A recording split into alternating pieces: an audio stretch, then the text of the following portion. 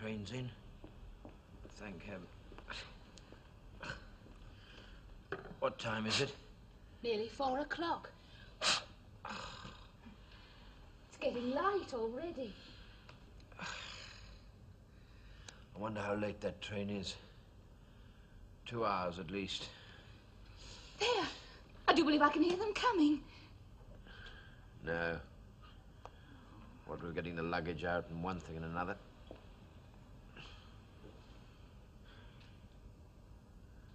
I wonder what she's like now. She used to be a fine woman. So easy and simple in her ways.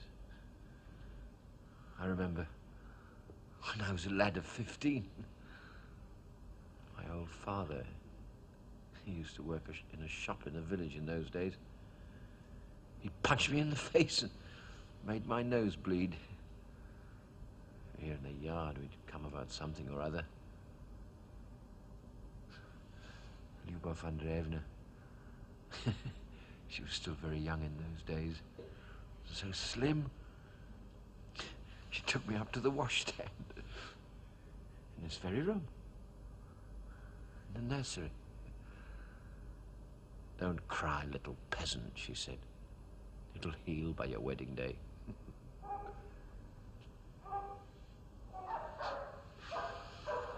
Little peasant. Well, it's true. My father was a peasant, and here am I in a white waistcoat and brown boots like a bull in a china shop. Still, I'm rich now. Stacks of money. All the same, if you stop to think about it. Once a peasant, always a peasant. I was reading this book. Didn't understand a word of it. Fell fast asleep. The dogs have been barking all night.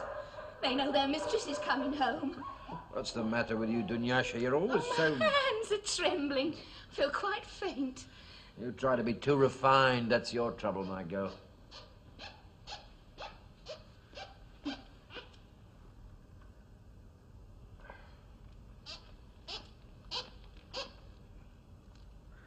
Here. The gardener sent these. Oh.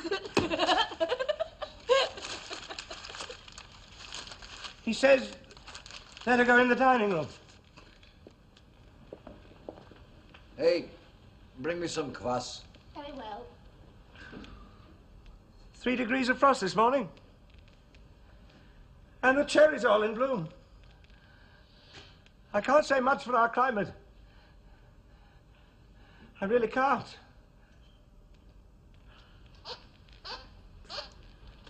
Yermolai Lopahin. The day before yesterday, I bought myself a new pair of boots. And I take the liberty to assure you that they squeak quite abominably. Oh, leave me alone. I'm sick of you. Every day, some new misfortune happens to me. But I can't complain. No. I've got used to it. I can even smile. Well, I believe in you now.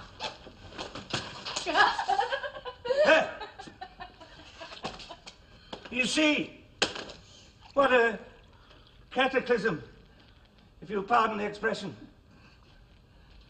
As a matter of fact, it's positively remarkable. You know, Yermolai Lopahin, I must tell you, Eppie Holdhoff has made me a proposal. I really don't know what to do about it. Oh, he's a decent fellow. And once he starts talking, well, you can't understand a thing he says. It all sounds very nice and touching, but you can't understand anything. I think I rather like him. He loves me desperately. There. They're coming, I think. Oh, yes, so they are. Oh, whatever's the matter with me? I'm cold all over. They're really coming, no mistake about it. Come on, let's go and meet them. Did she recognize me, I wonder? We haven't seen each other for 5 years. I'm going to faint. I shall faint, I know I shall.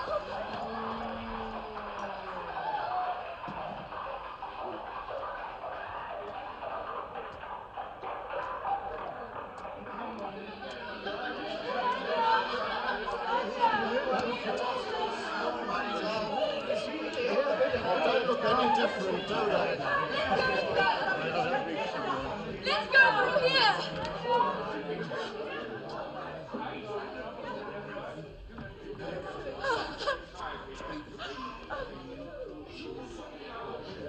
You remember this room, Mammy?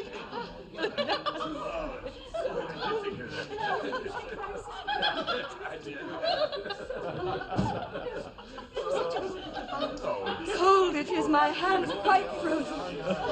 Your rooms are just as they were, Mamushka, the white one and the mauve one.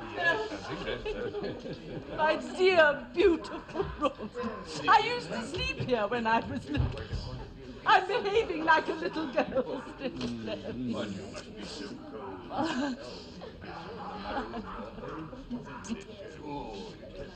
And Varia still looks like a nun. Just the same. Just as she always did. And I recognized Dunyasha at once. Their train was 2 hours late. What do you think of that? Terrible state of affairs. Always... My dog even eats nuts. Goodness gracious, think of that. Oh, well, I never. Come this way. What happened here? I don't know.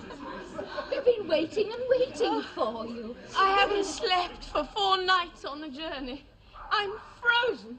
Well, it was Easter when you went away. Now, there was snow then, and frost. But now... Oh, my precious. Oh, I've missed you and waited for you, dearest. My pretty one. Oh, I must tell you something at once. Oh, I can't keep it to myself a moment longer. What is it now? But just after Easter, Eppie Holdhoff, the clerk, made me a proposal. Oh, it's always the same with you. All my hairpins have fallen out. I really don't know what to do about it. He loves me. He loves me so much.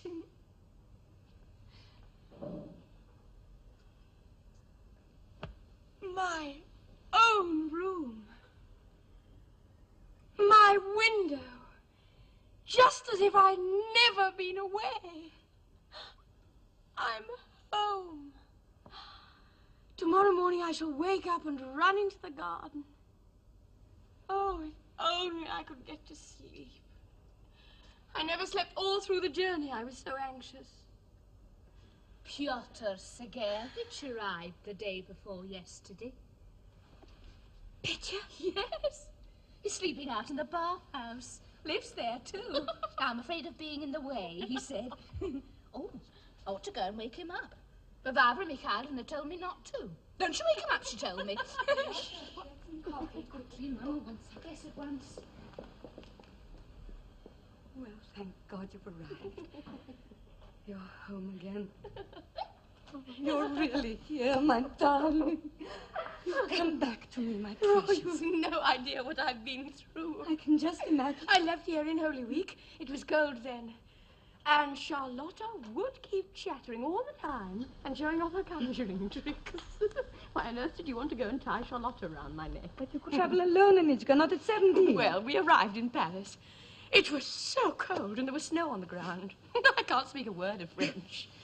Mamma was living on the 5th floor of a big house.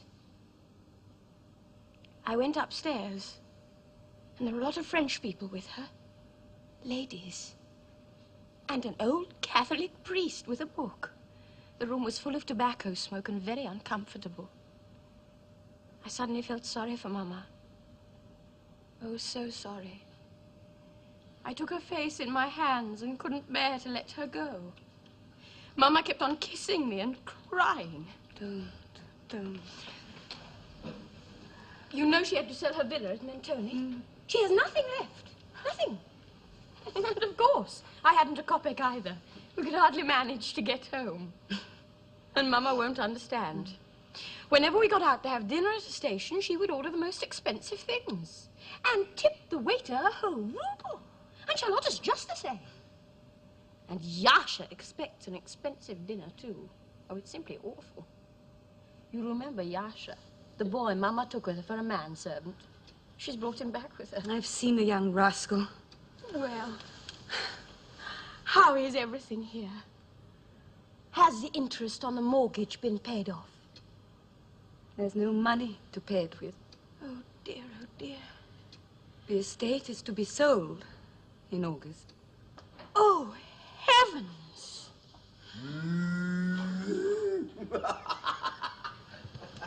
I'd like to... Father, has he proposed to you yet? Why? But I'm sure he loves you. Why don't you come to an understanding? What are you waiting for? I don't think it will ever come to anything. He has a lot to do. He has no time for me. He doesn't even look at me. May God bless him.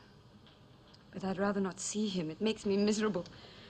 Everyone keeps talking about our wedding. Everyone keeps congratulating me, and really there's nothing to it. It's just a dream. You've got a new brooch like a bee. Yes. Mama bought it for me. Oh! When I was in Paris, I went up in a balloon. My darling is home again. You know, all day long as I'm going about my housework, I dream and dream. I think, if only we could marry you to some rich man, then my mind would be at rest. I'd go away somewhere, to a holy place, to Kiev, to Moscow. I'd go on and on from one holy place to another. What a wonderful life. What happiness. The birds are singing in the garden. What time is it? It must be after 4. Time you were asleep. What happiness.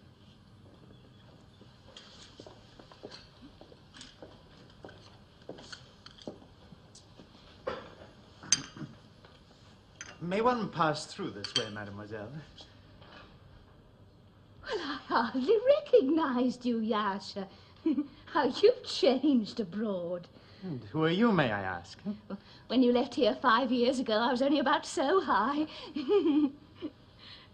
Well, Dunyasha, Fyodor's daughter, don't you remember? You little cucumber. Oh! What's going on in here? The saucer. I broke it. We ought to warn Mama that Petya's here. It's all right. I told them not to wake him. Mistress will take coffee in here. Is coffee ready? Here, you go. Where's the cream? Oh, goodness Yes. You muddler.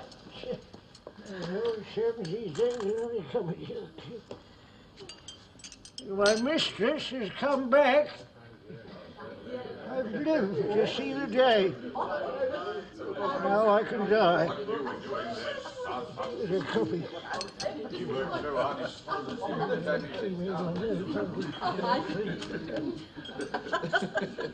How does it go? Let me think. Pocket the white, double into the center. Pocket the red.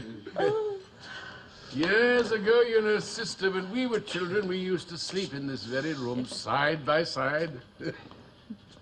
And now I'm over 50, strange as it may seem. Yes. Time flies. That's what you said? Time flies, I said. Someone's been using cheap scent in here, patchouli. I'm going to bed. Good night, Mama. My little precious. Are you glad to be home? I could hardly believe it. Good night, Uncle. God bless you, little Anya. How like your mother you are. You know, at her age, you were exactly like her, Lyula. She's tired out. It certainly must have been a long journey. It must. Well, gentlemen, it's nearly 5 o'clock. Time to go home. You're just the same as ever, Varya. I'll drink some coffee and then we'll all be off. Thank you, my dear old friend.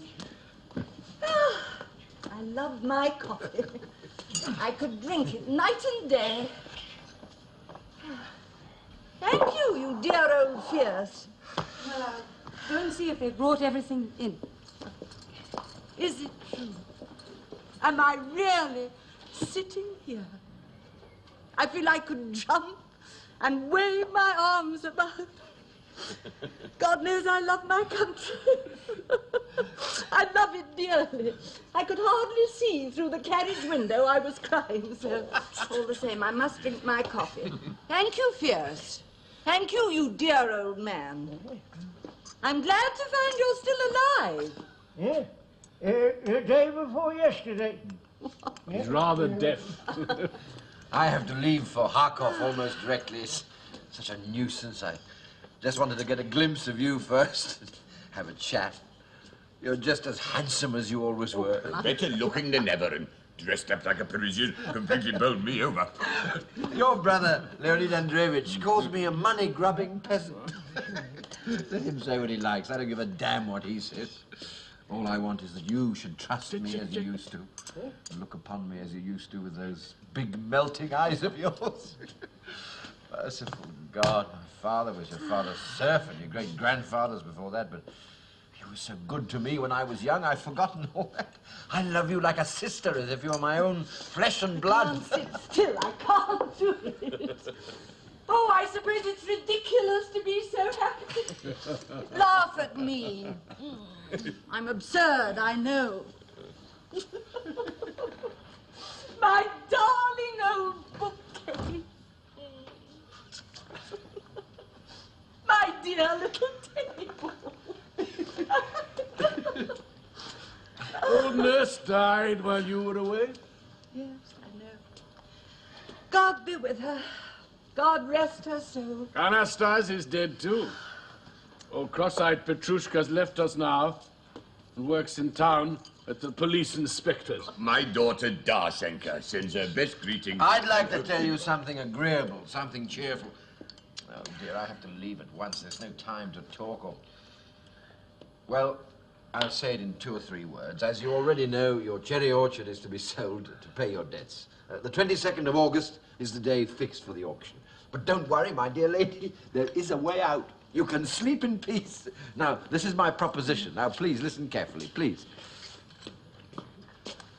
Your estate is only 14 miles from town. The railway passes close by. Now, if the cherry orchard and the fields along by the river were to be divided up into plots and let for building summer villas, it'd bring you an income of at least 25,000 rubles a year. Come, come, my friend, you're talking utter nonsense. I'm afraid I don't understand, Yermolai Alexeyevich. You can ask 25 rubles a year at least for every single acre that's let. And if you advertise at once in the newspapers, I promise you by the autumn there won't be a single plot left. They'll all be snapped up. In a word, you're saved. Congratulations. The site's perfect. The river's deep, good for bathing. And of course, there'll be lots of clearance to be done first. All the old buildings, this house, for instance, which is of no use to anyone, will have to go. We must chop down the cherry orchard and clear away all the... I see a man you don't understand. If there's one thing really interesting, really remarkable in the neighborhood, it is our cherry orchard. The only remarkable thing about the cherry orchard is that it's a big one. The trees only bear fruit once every 2 years, and then nothing can be done with the fruit. Nobody wants to buy it. Our orchard is actually mentioned in Andreevsky's encyclopedia. If you don't think of something practical, then on the 22nd of August, both your cherry orchard and your whole estate will be put up for auction. Make up your minds. I do assure you there's no other way out. None whatever. In the old days, 50 years ago, they used to dry the cherries. Bottle them, preserve them, make jam with them. And sometimes the cherries... Shut up, Fierce. Huh? Oh, sometimes the cherries were dried and taken in cartloads to Moscow and Harkov. Oh, they sold well, too. Yeah, they managed to keep them soft and juicy and fragrant. They had a way in those days. And why don't they do it now? They've forgotten. Oh. Nobody remembers. There are 2 telegrams for you, Mama.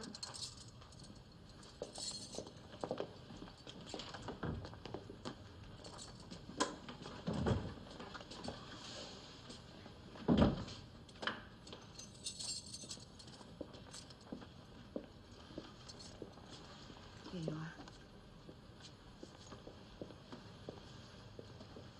in Paris.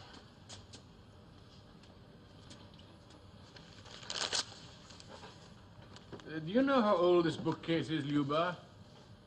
Last week I took out the bottom drawer, and when I looked carefully I found a date burnt inside it. This bookcase was made exactly 100 years ago. Imagine that. We could celebrate its centenary. Obviously an inanimate object, of course, but whatever you may say, it's a historic bookcase. 100 years, think of that. Yeah. Remarkable. Dear, deeply respected, silent friend, I salute your existence, which has for more than 100 years inspired such shining ideals of goodness and justice.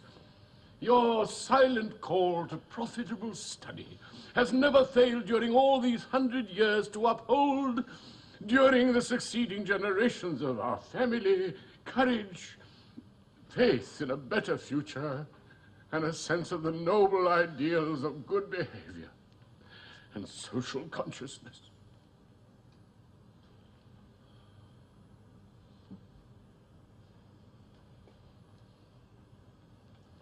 Yes. You haven't changed, Lenny. Off the ball to the right, into the middle pocket, red to the center. Well, it's time for me to go now. You really ought to take your pills now. Oh, you shouldn't take medicine, dear lady. It does you neither harm nor good. Now, give them to me, honored lady. There. You must be mad! I've eaten all the pills. What a glutton! The gentleman stayed with us at Easter. He ate half a pail of salted cucumbers. What's he muttering? He's been muttering like that for the past 3 years. We've grown used to it. Anno Domini. Ah, Charlotte Ivanovna. Excuse me, I haven't time to pay my respects. Permit me. If people are allowed to kiss one's hand, they begin wanting to kiss one's elbow next, and then one's shoulder. I'm out of luck today. Charlotte Ivanovna, do us a conjuring trick. Oh, yes, do, Charlotta. Do us one of your tricks. No, thank you. I'm sleepy. I'm off to bed. Well, we'll meet again in 3 weeks' time. Until then, goodbye. It's time for me to go now. Goodbye. Goodbye.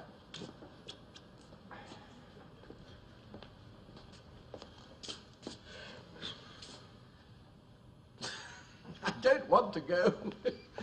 If you think about it and decide anything about the villas, let me know. I can then arrange a loan for you immediately of 50,000 rubles. Do think about it seriously, won't you? Do go. Yes, I'm going. Counter jumper. Oh, I beg your pardon, Varya's going to marry him. He's Varya's young man. There's no need to talk like that, Uncle. Well, I'd be very pleased, Varya. He's a good man, really. One must admit you're a good fellow. And my daughter Darcy says that she says also.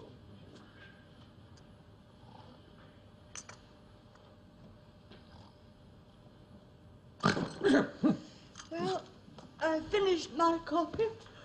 Now we can all go to bed. Hey, you got the wrong trousers on again. Eh? What am I going to do with you, eh? Look at it. Anya's asleep.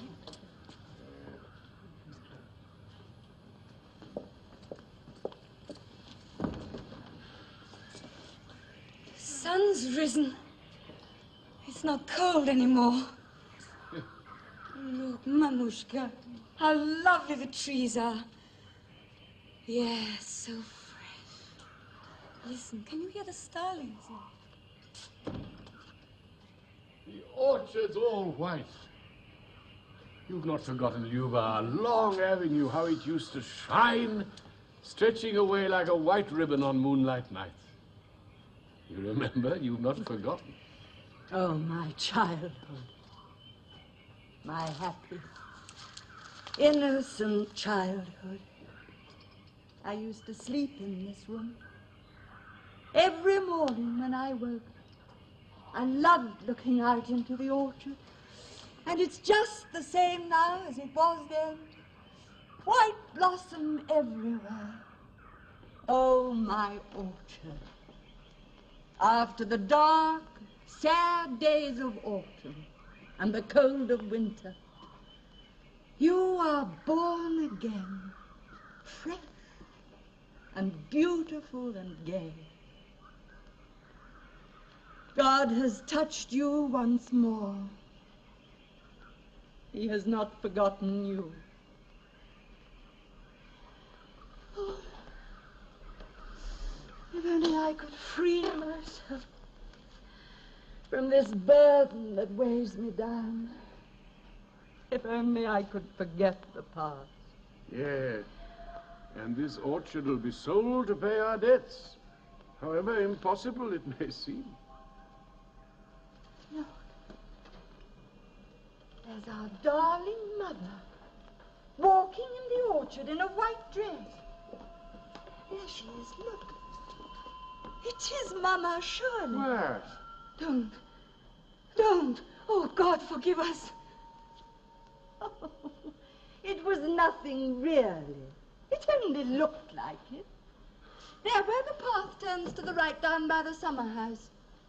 There's a little tree that bends over and looks just like a woman. How beautiful the orchard is. That mass of white blossom against the blue sky.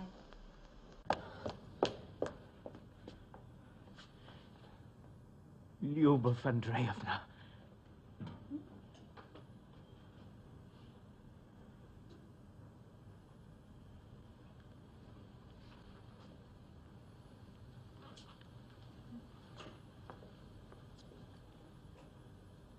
I only want to welcome you. Then I'll go at once.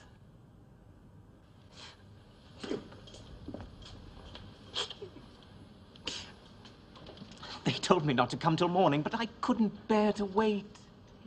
It's Petya Trofimov. Grisha's old tutor.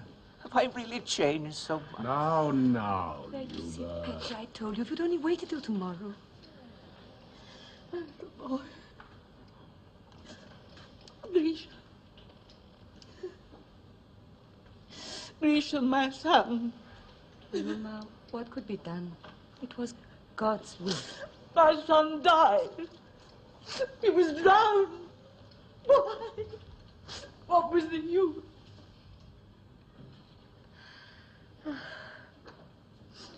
Anya's asleep in there. I'm talking so loudly, making such a noise. Tell me, Petya, why have you grown so ugly? Why do you look so old? An old woman in a railway carriage called me a scruffy-looking fellow. You used to be quite a boy, a charming young student. Now your hair's getting thin, and you wear spectacles. Are you still a student? It looks as if I shall be a perpetual student. Off to bed.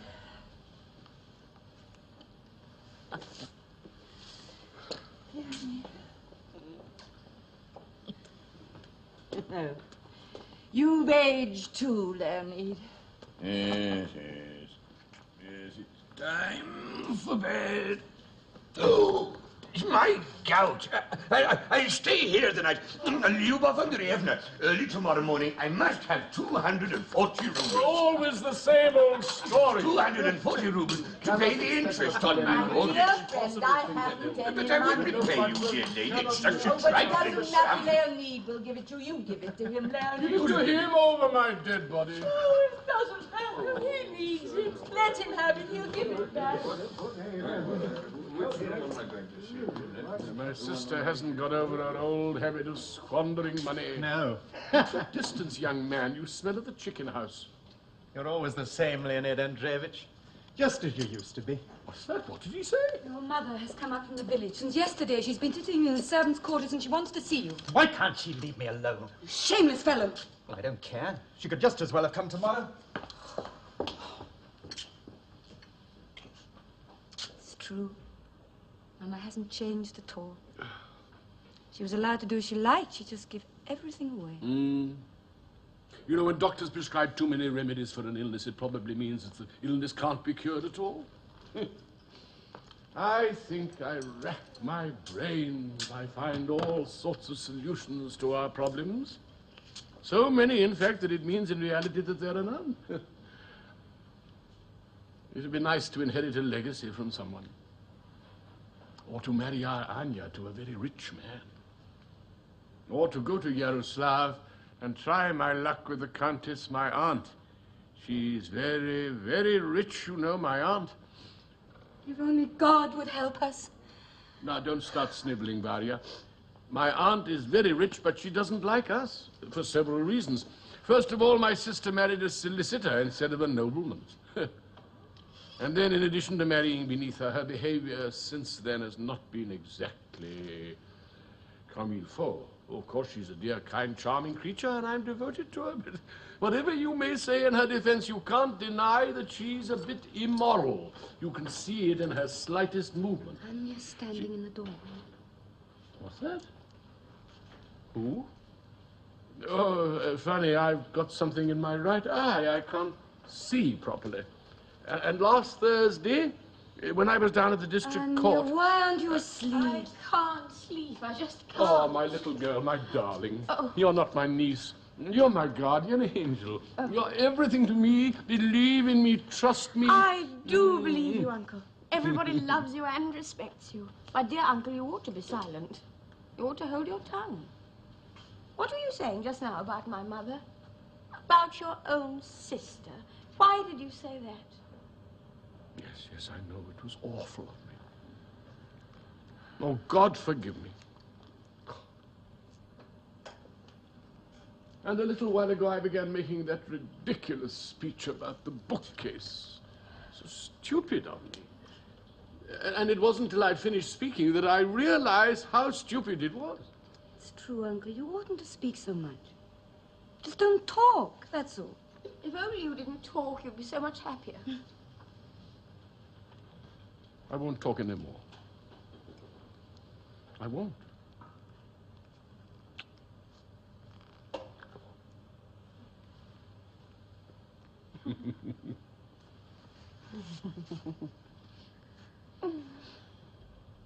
Only I must just say this, it's business. Last Thursday, I was down at the district court, and a lot of people came up and began to talk to me about this and that and the other. And it seems that we might be able to arrange a loan without security that would enable us to begin to pay off the arrears of the mortgage. If only God would help Now, us. on Tuesday, I shall go and talk about it again. Varya, you must stop caterwauling. Your mother will speak to Lopahin. Of course, he won't refuse her. And then when you're rested, you shall go to Yaroslav. To the Countess, your great-aunt. We'll operate from 3 points at once, et voila. We'll pay the interest, I'm convinced. I swear by anything you like, the estate shall not be sold. I swear by my happiness. Here's my hand on it. Call me a dishonest, useless person if I allow it to go to auction. I swear it shan't be sold, it shan't. Oh, Uncle, you're so good and clever.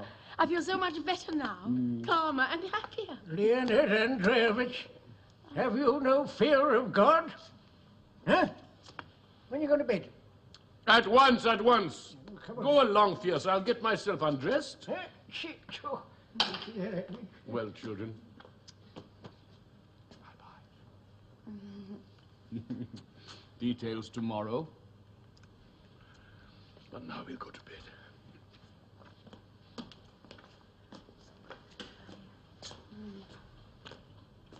You know, I'm a man of the 80s. People criticize those old days, but believe me, I've had to suffer a great deal for my convictions in my time. And that's the reason the peasants love me. One must know the peasants. One must know... Now, Uncle, what did you promise? There you go again. Remember, Uncle, you promised. Leonid Andreevich! Come in, come in.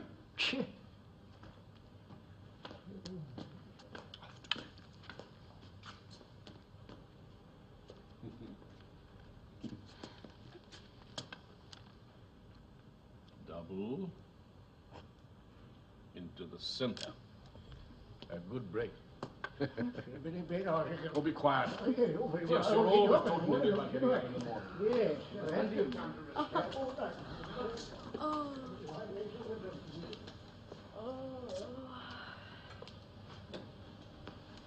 I feel happier. I don't want to go to Yaroslav. I don't like my great aunt, but all the same, I feel happier thanks to Uncle Leonid. We must get some sleep. I'll go. Oh. While you were away, there was some trouble in the servants' quarters. As you know, only the old servants sleep there now. Epimushka, Polya, Gestigny. Old Carp, too. Well, they began to allow tramps and disreputable people in for the night, if you please. I said nothing. Then I heard that a rumor was going round that I'd ordered them to be fed on nothing but peas. Out of meanness, you understand? Oh, of course, it was all Gestigny's doing. All right, I said to myself, all right. Just you wait. At last, I sent for him. And he comes. Now then, Gestigny, I said, you old wretch. What do you mean by saying such things about me? Anichka.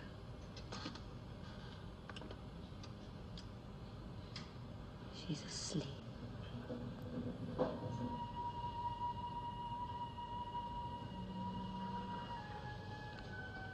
Well, let's go to bed. Come along. My darling is asleep. Come along. She's asleep.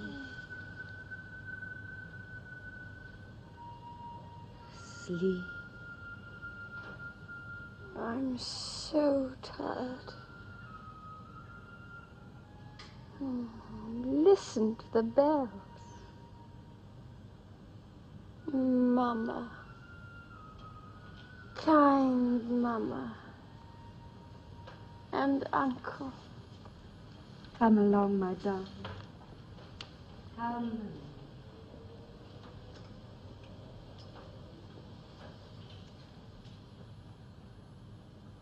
My sunshine. My spring.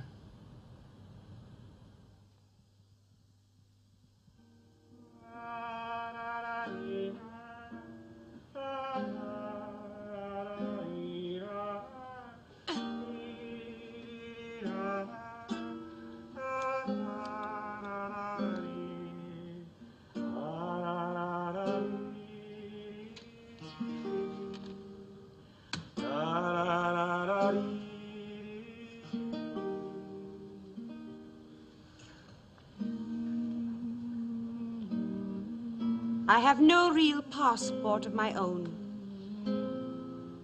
I don't know how old I am. But it always seems to me that I'm still very young. When I was a little girl, my mother and father used to travel about from one fair to another, giving performances. And very good ones, too. I used to do the salto mortale.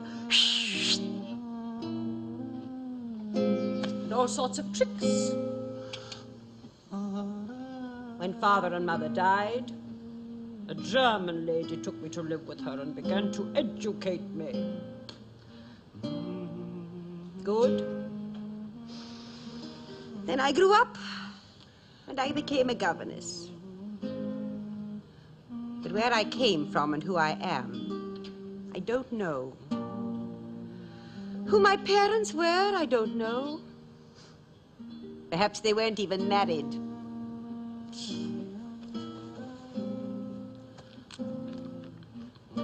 I don't know anything. I want to talk so much, but there's no one to listen. I've no one. What is this noisy world to me? What matter friend or enemy? How pleasant it is to play on the mandolin. It's a guitar, not a mandolin. To a man who is mad with love, this is a mandolin. If once the flame of my love was shed, my heart would Sing! Phew! Like jackals howling. All the same, you are lucky to have been abroad. Certainly, I'm bound to agree with you. It stands to reason. Abroad, things attained the height of apotheosis ages ago. I mean, it's all been going on for ever so long. Obviously. I'm a man of cultivation. I read all sorts of remarkable books. Yet I cannot positively comprehend the true direction of what I want of life. To put it plainly, do I want to live or shoot myself? However, just in case, I always carry a revolver in my pocket. Here it is. Well, that's done. I'm off now. Oh. You're a very clever fellow, Epiherdov. You alarm me. Women must fall madly in love with you. All these clever people are so stupid. I've no one to talk to. I'm alone. Always alone. I've no one. And who I am and why I exist, I've really no idea. To speak frankly, and all other considerations apart, I really feel I ought to explain about myself. As a matter of fact, fate treats me quite pitilessly, as a storm behaves with a small boat. I may be wrong, of course, but if I am, then why did I wake up this morning, for example, and suddenly see a simply colossal spider, as big as that, sitting on my chest?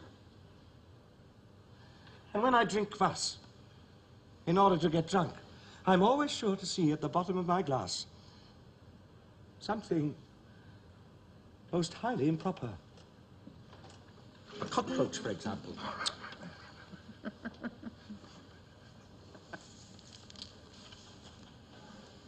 Have you ever read Buckle's History of Civilization?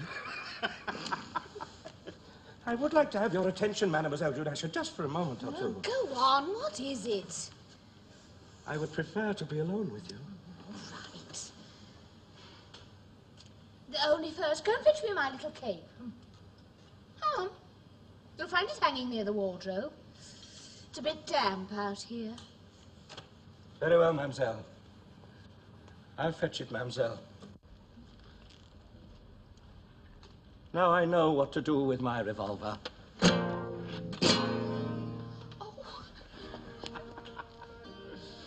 22 misfortune.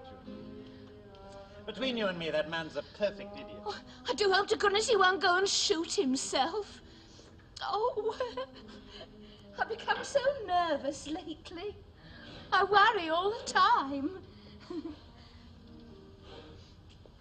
You see, ever since I was a little girl, I've lived here with the gentry. I've got out of the way of plain living. And my hands are white, like a young lady's. And I've become so refined and so delicate and genteel. Everything frightens me. And if you should deceive me, Yasha, I don't know what'll happen to my nerves. My little cucumber. Of course, you ought to learn to behave yourself. There's nothing I dislike more than a girl who can't behave herself properly. And I've fallen terribly in love with you, Yasha. You're so well educated. You can talk about everything. Yes. The way I look at it, if a girl falls in love with someone, I call her immoral.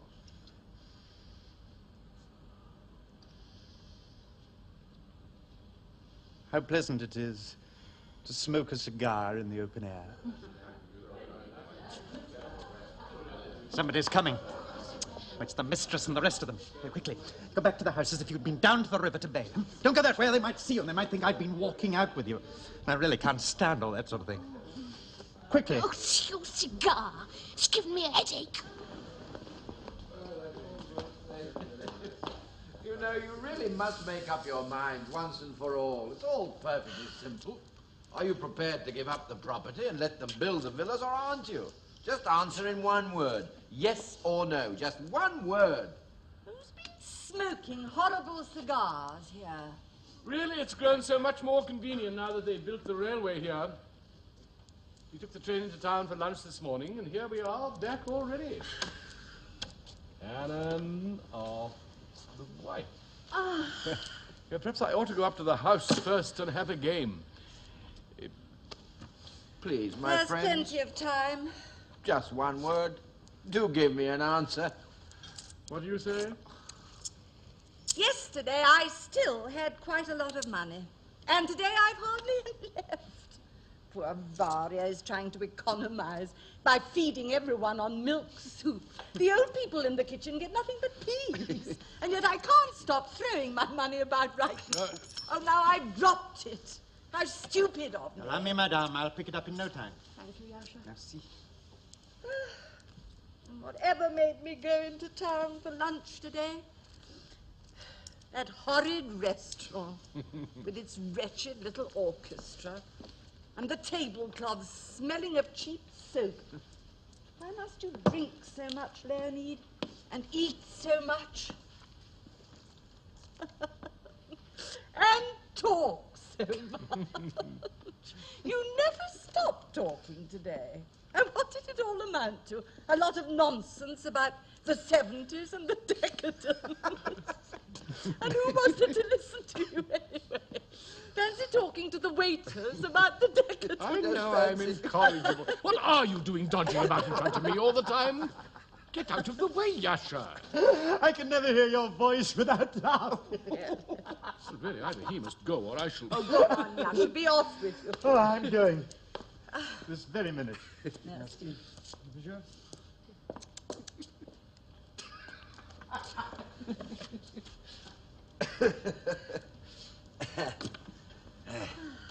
You know, Deriganov, the millionaire, wants to buy your property, do you? They say he's coming to the auction to bid himself. Well, where did you hear that? They're saying so in town. Our aunt from Yaroslav has promised to send us some money, but of course we don't know when it'll arrive or how much it'll be. Well, how much do you think? 100,000? 200,000? 15 or 20,000 rubles at the most. We should be thankful for that.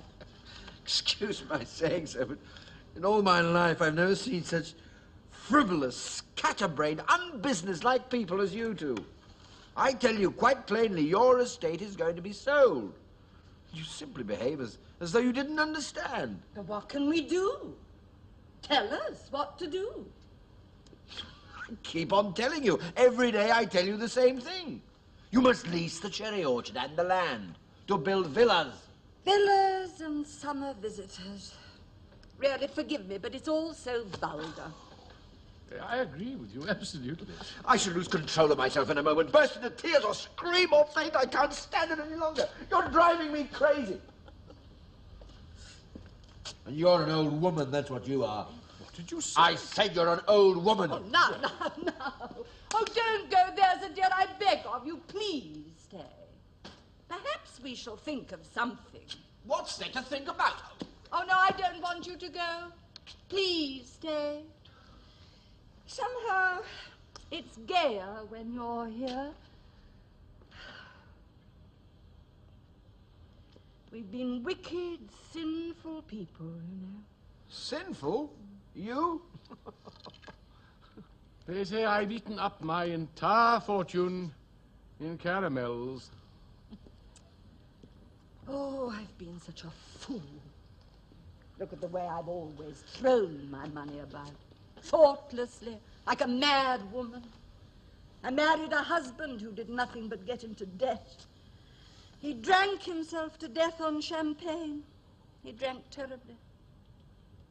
And then, It was my misfortune to fall in love with another man. I went away with him, and almost immediately. It was my first punishment, a blow straight to my heart. Here, in the river, my little boy was drowned, and I went abroad, never to return, never to see this river again. I simply shut my eyes and ran away blindly. I was almost out of my mind. He followed me and made my life a misery. I bought a villa near Mentone because he fell ill there. And for 3 years I knew no rest, night or day. His illness exhausted me.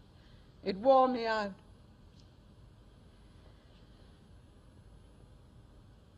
And then last year, when we sold the villa to pay our debts, we went to Paris. There he robbed me of everything I had, left me, and went away with another woman. I tried to poison myself. Stupid, humiliating.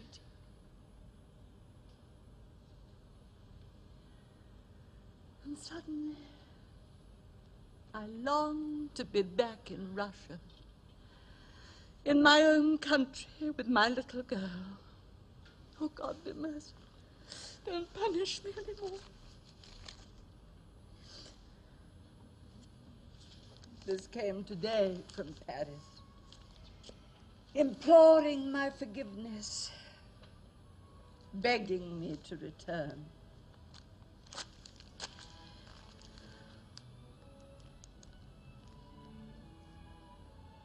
Isn't that music somewhere?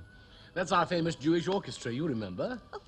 4 violins, a flute, and a double bass. Are they still in existence? We must get them to come up to the house sometime. We must have a dance. I can't hear anything. Ah.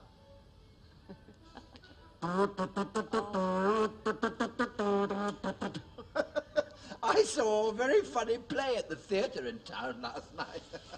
It was most amusing. I'm sure it wasn't in the least amusing. You know, you people oughtn't to go to see plays. You should look at yourselves and see what dull lives you lead and what a lot of nonsense you talk. Perfectly true. I must admit our lives are stupid. You should get married, my friend. Yes, that's true. You should marry our Varia. Yes. She's a good girl. And though she's not my own daughter, she comes of good, honest stock. And she's such a hard-working creature. She likes to be working all day. And above all, she loves you. And you know, you've always seemed to like her. Yes. Well, I'm quite agreeable. She's a good girl. They're offering me a job in the bank. 6,000 rubles a year. Have you heard? Oh, what's the use? Stay as you are. Please be so good as to put this on, master. Yeah? All right, get in, Deb. Oh, what an old nuisance you are, Fierce. Yeah, you know all about that. It's all very well. This morning you went off. You didn't tell me. How old you're getting, Fierce? Eh? What did you say?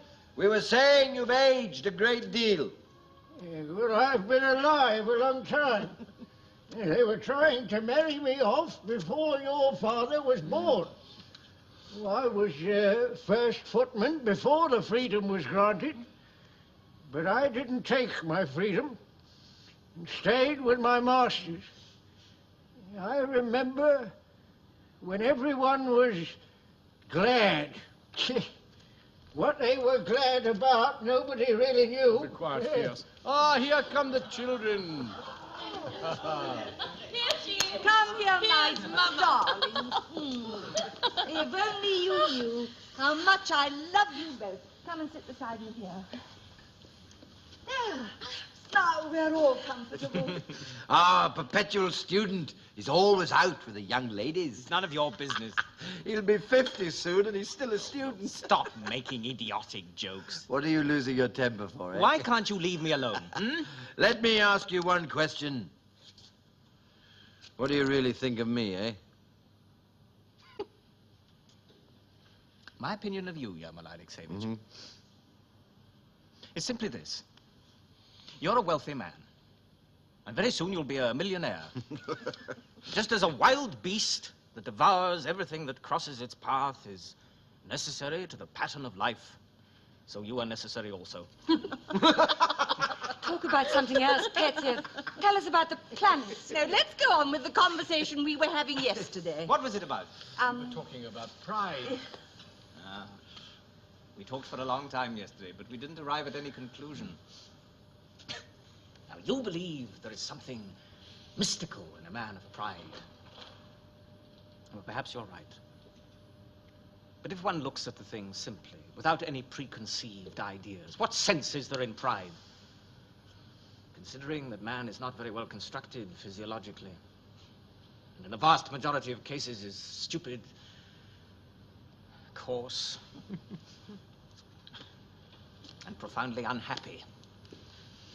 We ought to stop all this self-admiration. The only thing to do is to work. We shall die all the same. Who knows? And what does it mean to die? It may be that man has 100 senses, and with death, only the 5 we know are lost, while the other 95 remain alive. Oh, how clever you are, Petya. Extraordinary. The human race progresses, continually perfecting its own powers. Everything that is out of reach to us now will one day be near and clear. We must work and help with all our strength those who seek the truth. Here in Russia, only very few people work. Nothing exists but dirt and vulgarity and the laziness and indifference that are the curse of the Russian temperament.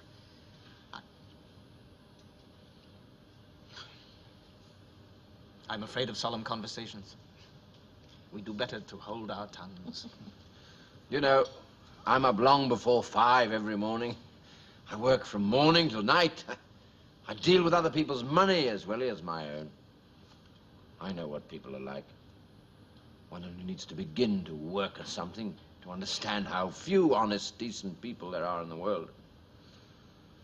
Sometimes, when I can't sleep, I think to myself, Lord God, you've given us these massive forests, immense plains, and vast horizons. And living here amongst them, we really ought to be giants. We should... Oh, dear, you want giants now. They're all very well in fairy tales, but in real life they'd be rather alarming.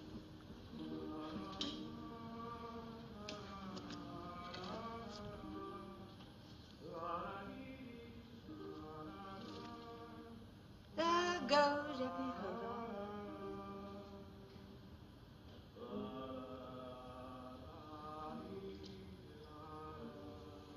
There goes Epihodov.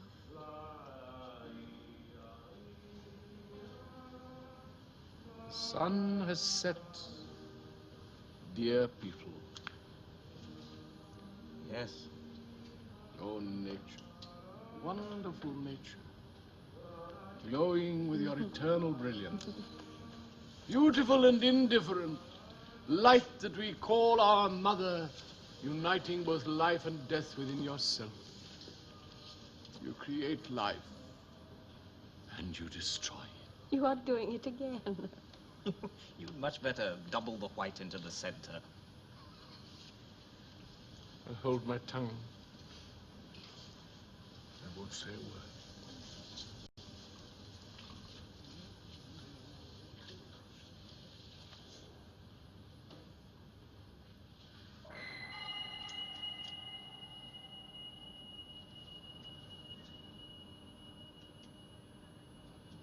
What was that noise? I don't know. Somewhere far away, in the mines, a cable may have broken loose. It must be very far away. Perhaps it was some sort of bird A heron or something. Or an owl. Sounded uncanny somehow. The same thing happened before the great calamity. The owl screeched and the samovar kept hissing. What calamity? Before they gave us freedom. Same noise there. Don't forget that. Getting dark. Come along, my friends, let's go in. There are tears in your eyes. What is it, little girl? It's nothing, Mama. Nothing. Someone's coming.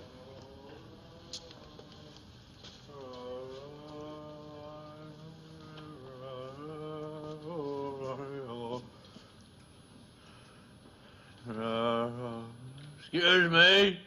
Can I get through to the station this way? You can. Follow the road. Much obliged to you, sir.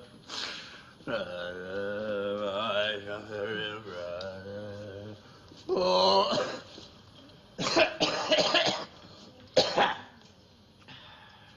Glorious weather we're having.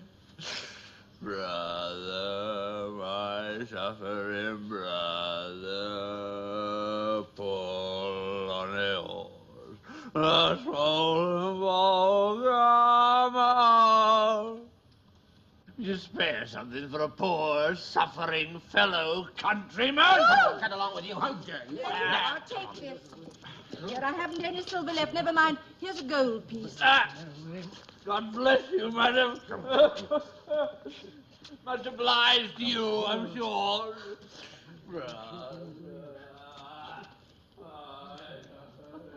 I'm going. Oh, Mama, there's no food for the people at home. And you go and give all that money away to an old tramp? Oh, what a fool I am. I'm incorrigible. Never mind, I'll give you everything I have when we get home, I promise you. Yermolai Alexeyevich, you will lend me some more, won't you? At your service. Come along, my friends. Oh, and by the way, Varia, we've almost arranged your marriage. Congratulations. Don't joke about it, Mama. Ophelia, get thee to a nunnery. My hands are trembling. It's a long time since I had a game. Ophelia, nymph in thine orisons, be all my sins remembered. It's nearly dinner time. Come along, dear people. That man scared me so my heart keeps thumping.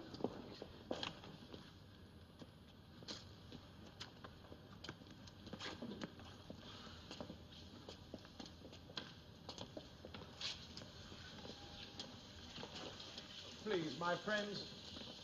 Just one word. Listen, just one word. Remember, on the 22nd of August, they're going to sell your cherry orchard. Remember that. Think of that.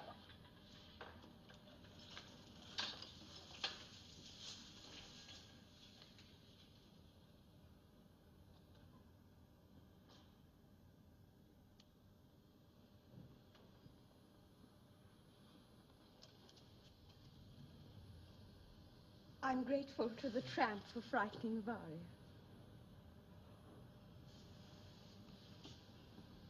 Now we are alone at last.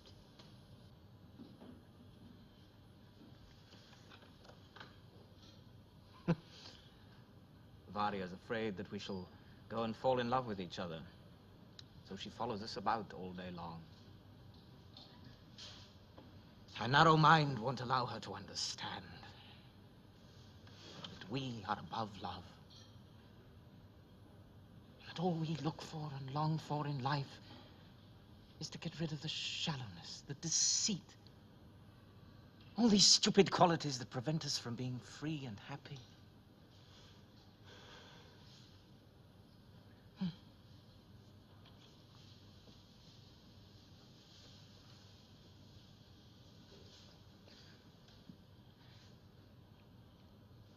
Forward.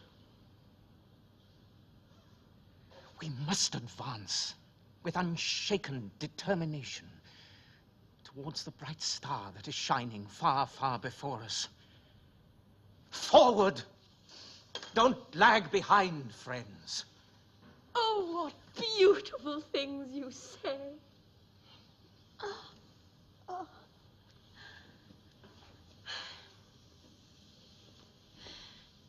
It is glorious here today.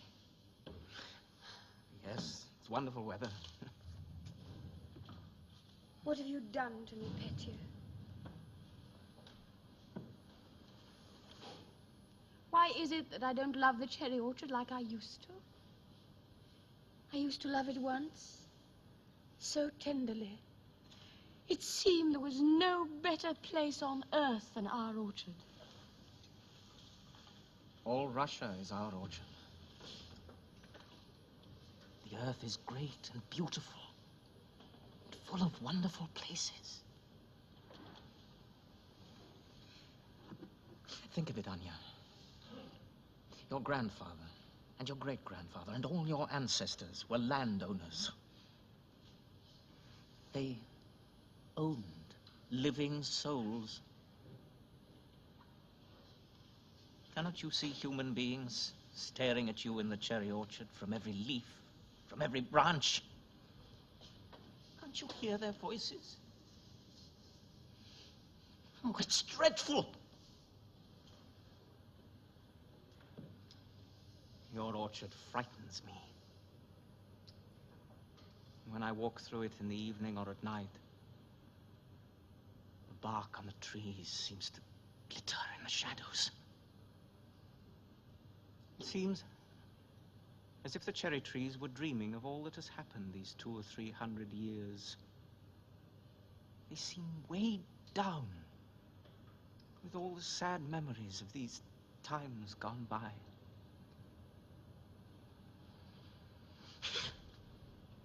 It's all so clear to me.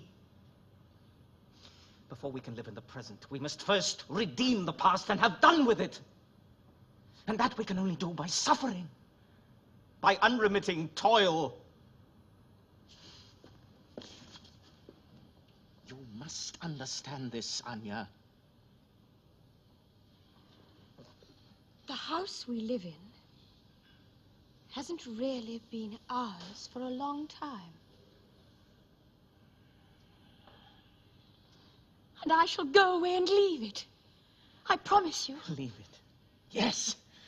And if you have the keys, throw them into the well. Go right away, be free as the wind. Oh, how beautifully you said that. You must believe me, Anya, you must. I'm not 30 yet. I'm young. I'm still a student. But I have suffered so much already. As soon as winter comes, I get half-starved and ill and worried. I've no money. My luck has driven me from one place to another, all sorts of places, here and there. Nowhere that I really feel I belong to. And yet, in spite of it all, I have a strange feeling that something wonderful will happen to me. All day long, I can feel it coming. Some strange happiness. Anya. I know it will. I can see it.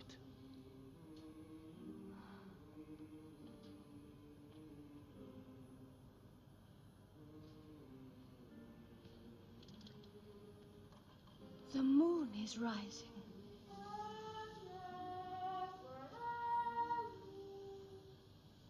Yes. The moon is rising.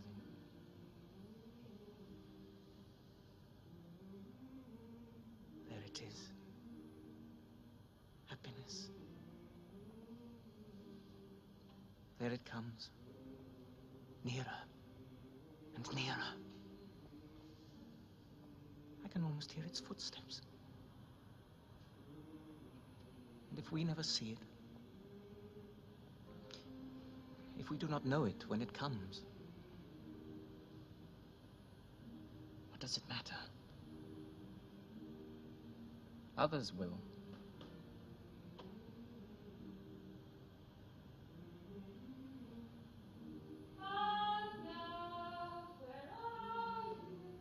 It's Varia again. It really is too bad. Never mind. Let's go down to the river. It's lovely there. Let's go.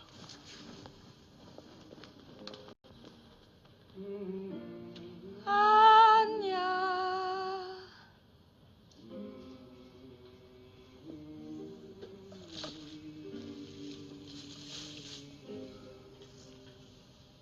Anya.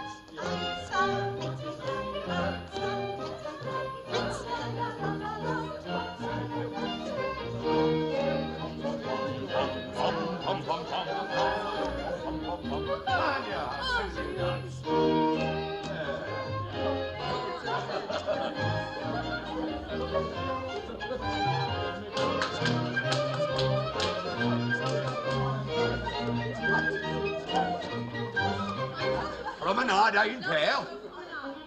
1, 2, 3. 1, 2, 3.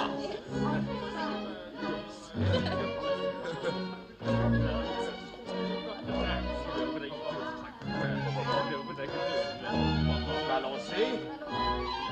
Oh. Galopade. 1, 2, 3, 4, 6, 7.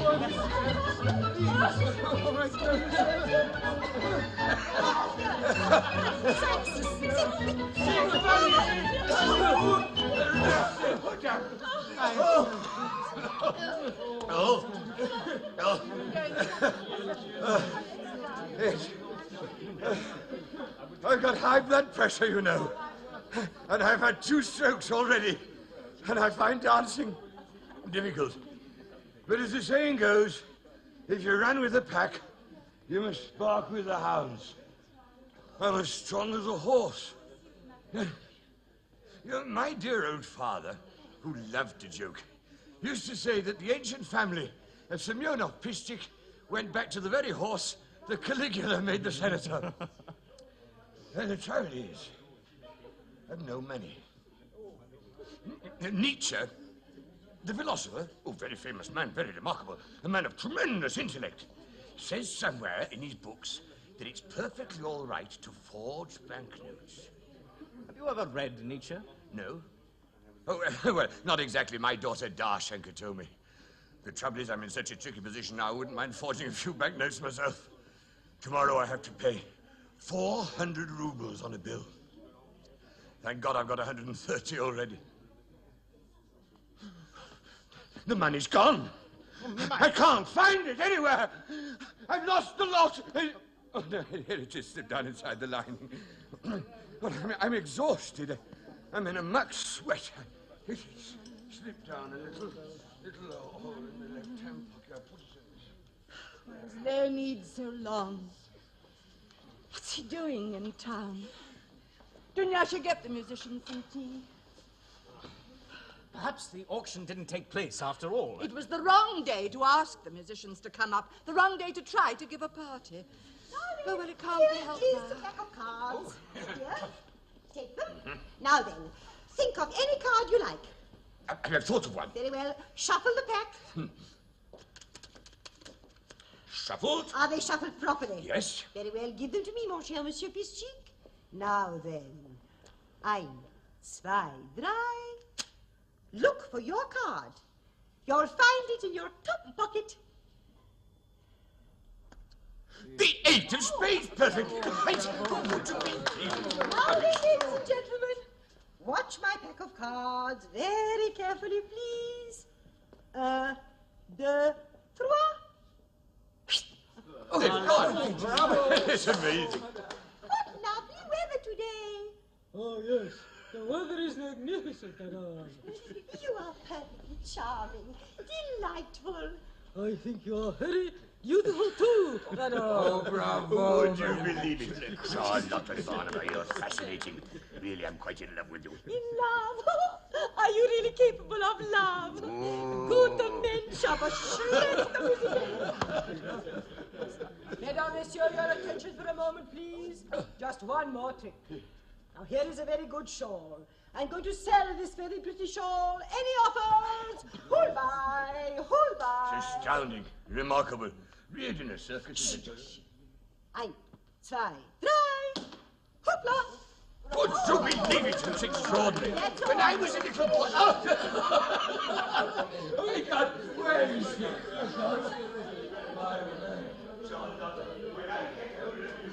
Still no sign of them. What's he doing in town?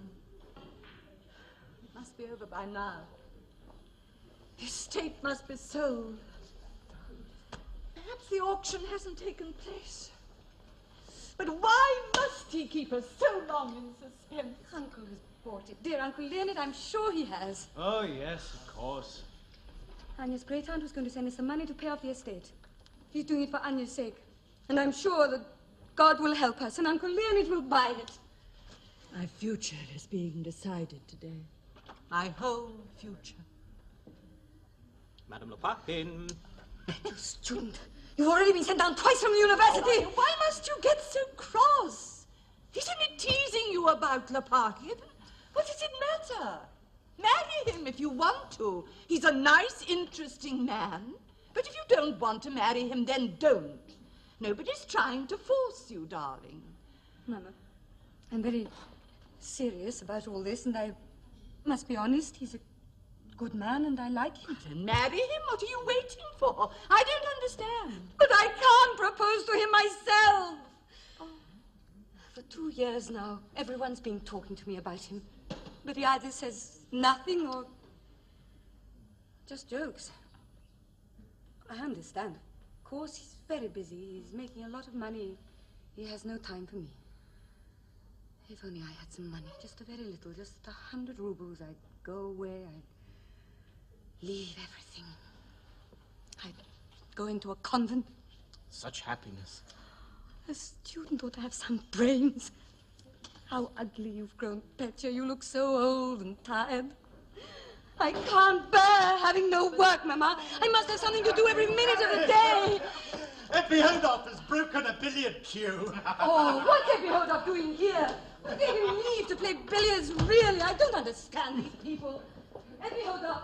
Well, don't tease her, Petya. You can see for yourself. She's upset enough as it is. Oh, she's so officious. All this summer she's given Anya and me no peace. She's terrified we might be having a love affair. We've no time for such trivialities. We are above love. I must be beneath love, I suppose. Oh, why has Leonid so long? If only I knew whether the estate was sold or not. It's all so dreadful, so impossible. I'm distracted. I don't know what to think. I could scream, do something stupid. But talk to me, Petya. Say something. Anything. It doesn't really matter, does it, whether the estate is sold today or not? It was all over long ago. It's finished. There's no turning back. The path is overgrown. Oh, calm yourself, dear Lyubov Andreevna. There's no use trying to deceive yourself. You might just as well face the truth. Oh, you're so sure of what is true and what is false. I seem to be blind, incapable of seeing anything.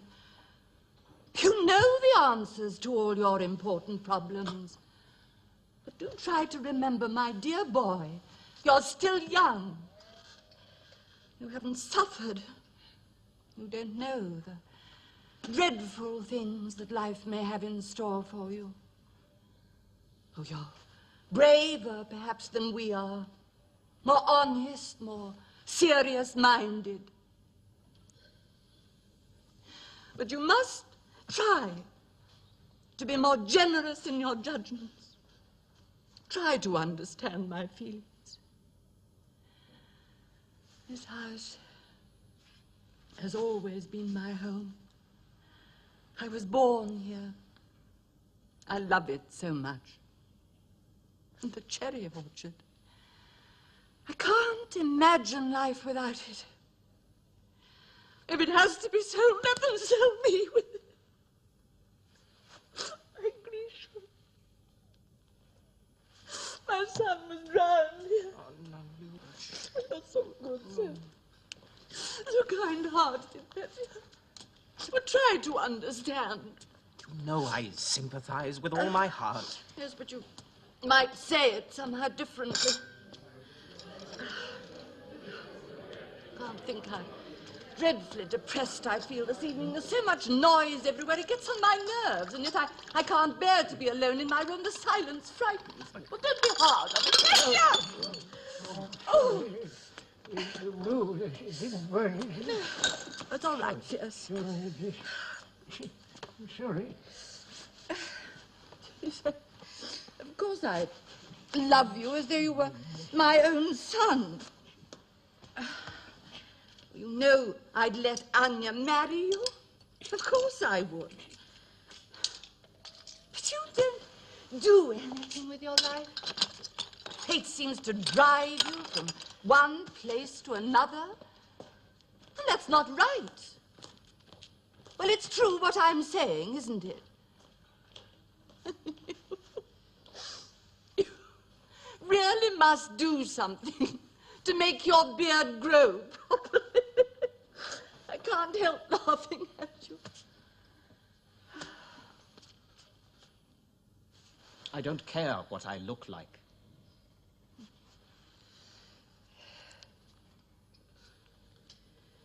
This came today from Paris. I get them every day. That wretch is ill again. Things are going badly for him. He asks me to forgive him, begs me to return. And really, you know, I feel I ought to go to be near him. And you look so sternly at me, Patsy. But what can I do, my dear boy? What can I do? He's alone there, ill and unhappy. Nobody to look after him, prevent him doing stupid things, see that he takes his medicine at the proper time. And after all, why should I be ashamed to admit it? I love him. Of course I love him. I do. My love for him is like a chain round my neck, dragging me down, but I love him. And I can't live without him. No, don't speak, don't say anything. Forgive me, please. I can't bear to hurt your feelings, but the man is quite unworthy of you. You mustn't say things like that. But it's so obvious, can't you see? He's spending all your money. He's a fortune hunter and adventurer. You're 26 or 27, and you're still a student in the second class. That has nothing to do with it. You ought to be a man by now. At your age, you ought to understand people who are in love. You ought to be in love yourself. Yes, of course you ought. You ought to fall in love. It's not purity with you. You're just a prig. A kind of crank, a ridiculous freak. You don't know what you're saying. Above love, indeed. You're not above love at all. You're just what Fierce would call a muddler. At your age, you ought to have a mistress. This is appalling. I won't listen. I can't bear it. I'm going. Everything is over between us. Oh, Patsy, wait! I was only joking! Patsy!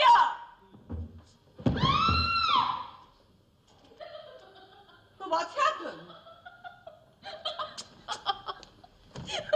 Patsy's fallen down the back stairs. What a ridiculous fellow he is. The sinners. The lofty hall is decked and gay. The cymbals clash, the dancers sway. The sinful woman sits apart with guilty soul and stricken heart. Within the massive pillared doors, the torches shine on marble floor.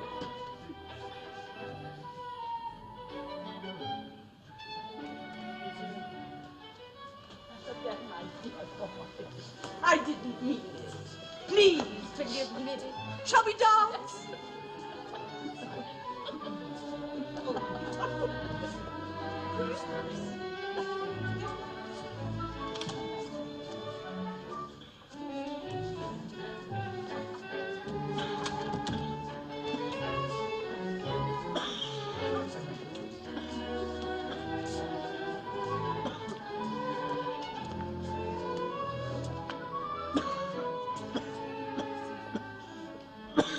Well, Grandpa, how goes it?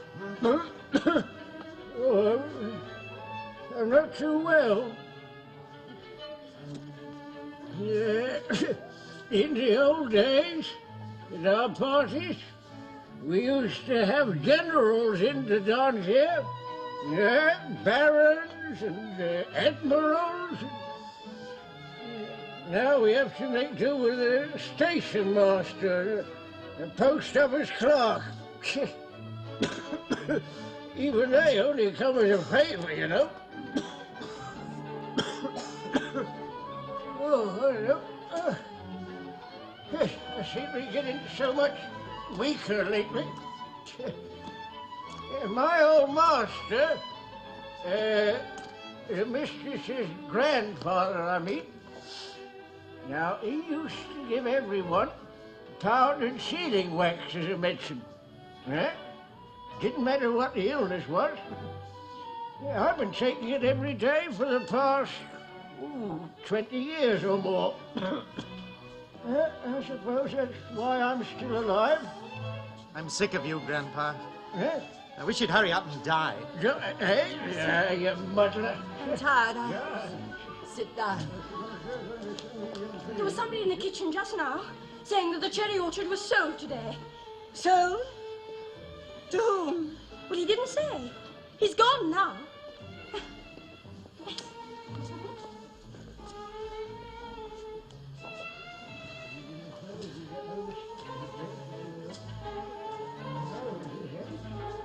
Piers, where will you go if the estate is sold? I'll go wherever you tell me. Why are you so white? Are you ill? You ought to be in bed. Bed? Oh, yes, bed. Who's gonna serve the guests, if I go to bed? Who's gonna look after everything? There's no one to look after this house but me. You, Muffin Dravener, permit me to ask you a favor. If you do return again to Paris, will you please be so good as to take me with you? It's quite impossible for me to stay here. What's the use of talking? You can see for yourself. This is a barbarous country. The people have no morals at all. And besides, it's so dull. They feed us abominably downstairs. Besides, there's old fears to put up with, forever shuffling about, making all kinds of idiotic remarks. Take me away with you. Please, will you? Allow me to ask you for a little valse, beautiful lady. But all the same, my enchantress, I will borrow 180 rubles, if you please. I will borrow the small sum of 180 rubles.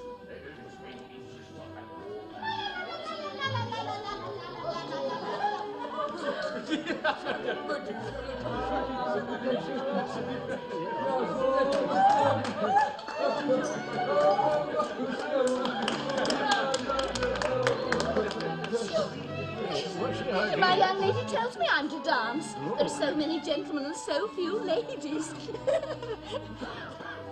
The gentleman from the post office told me something just now that quite took my breath away. Oh? What was it? You're like a flower. That's what he said. What a common fellow. Like a flower. I'm so sensitive. I love it when people say nice things to me. Yeah, you're gonna come to a bad end, my girl. Like a flower. Psst. You seem to wish to avoid me, Mademoiselle Dunasha, as if I were some sort of insect. Oh, that's life. Well, what is it? You may be right, of course. But on the other hand, and if you look at it from a certain point of view, I must inform you, you've driven me into such a state. Oh, please. Let's talk about that some other time. No, just leave me alone now. I'm dreaming. Every day some misfortune or other happens to me. Yet, if I may so express myself, I can smile. I can even laugh. Are you still here, Simeon? Really, what a disrespectful fellow you are. Be off with you, Dunasha. First you play billiards and break a cue, and now here you are wandering about the drawing room like a visitor. What we keep a clerk for, heaven only knows.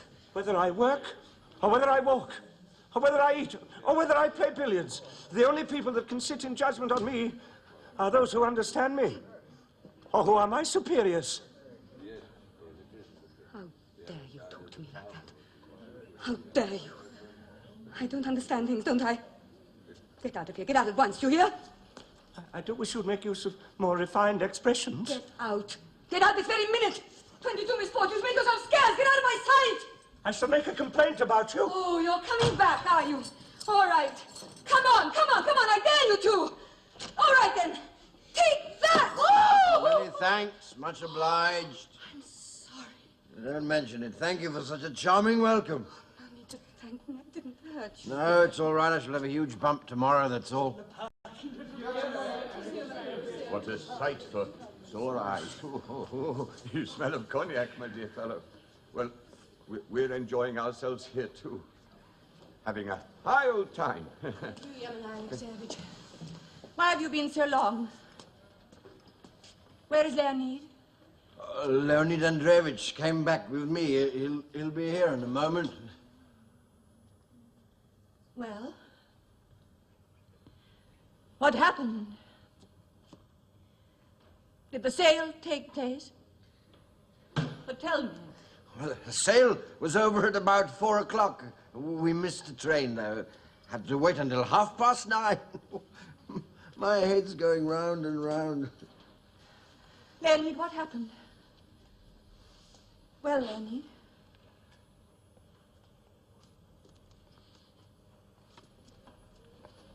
Oh, quickly, for God's sake, tell me.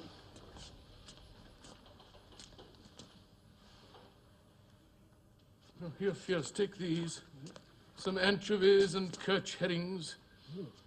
I've had nothing to eat all day. Lord, what I've been through.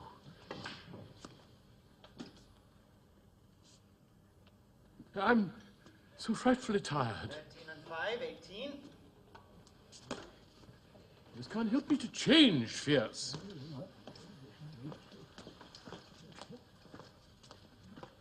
Well, what about the sale? Tell us about it. Was the cherry orchard sold? Yes. Who bought it? I did.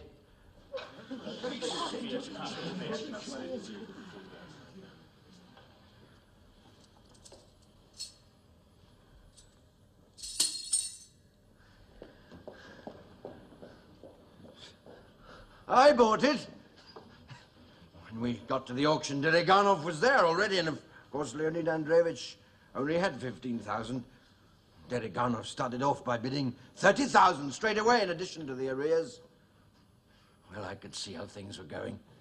So I bid against him and offered 40,000. Then he bid 45, so I bid 55. He kept on adding 5,000 each time, so I'd add 10. Up and up it went. Well, at last it was all over. I bid 9,000 over and above the mortgage and got the property. Cherry orchard's mine now. Mine! My God! Ladies and gentlemen, the cherry orchard's mine. Tell me I'm drunk out of my mind. It's all in my imagination. Don't laugh at me! Just imagine if my father and grandfather could rise up out of their graves and see all that has happened. How their little Yermolai, a lad they used to whip, who couldn't read or write, who ran about barefoot all winter long, how he'd risen to buy this estate, the most beautiful place on God's earth. I bought the estate where my father and grandfather were serfs, where they weren't even allowed into the kitchen.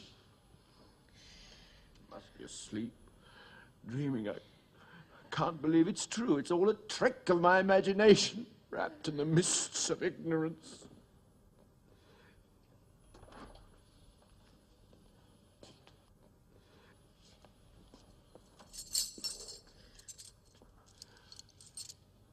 He threw the keys down to show she's no longer the housekeeper here. Oh, what's it matter? Hey, musicians! Strike up, play something. I want to hear you. Now come along, all of you. Come and see Yermolai Lopahin take his axe to the cherry orchard. How those trees will come crashing down. We'll build our villas, and our grandsons and great-grandsons will see a new living world growing up here.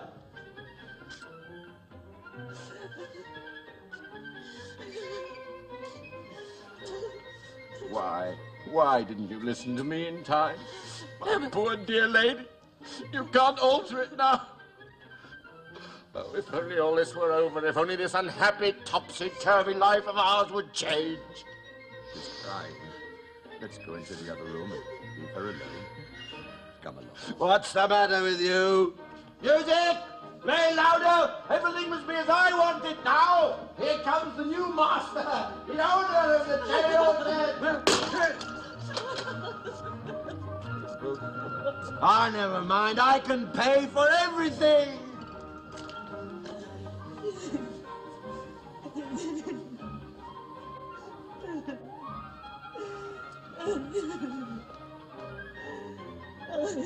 Mama. Mama, you're crying. My dear, kind, sweet, good Mama. My beautiful Mama. I love you. I bless you. The cherry orchard is sold. It doesn't exist anymore. That's true, and don't cry, Mama. You still have your life before you.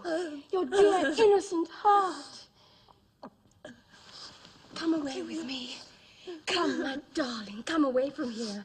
We will plant a new orchard, more beautiful than this one. You will see, you will understand. And your heart will be filled with happiness like the sun in the evening. And then you will smile again. Come with me, my darling. Come with me.